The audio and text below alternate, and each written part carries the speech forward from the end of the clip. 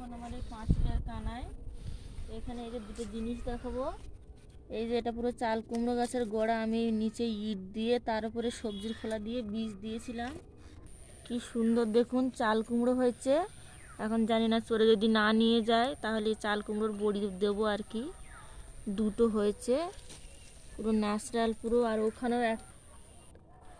এখানেও একটা আছে। তো আমার এই একটা গাছে দুটো চাল কুমড়ো হয়েছে। এই যে বন্ধুরা দেখুন পুরো ফাঁকা মাঠ, মাঠে এখন জল নেই। জানি না কি হবে। চাল কুমড়ো গাছ দুটো যদি থাকে চাল কুমড়ো দুটো তাহলে কপালে বড়ি দিতে পারবো, না হলে হবে না। বাজারে তো চাল কুমড়ো কিনতে পাওয়া যায় না। আর এখানে এখনো কচি কচি জালি ধরেছে, দেখা যাচ্ছে ওখানে, ওটা দেখা চাল কুমড়ো।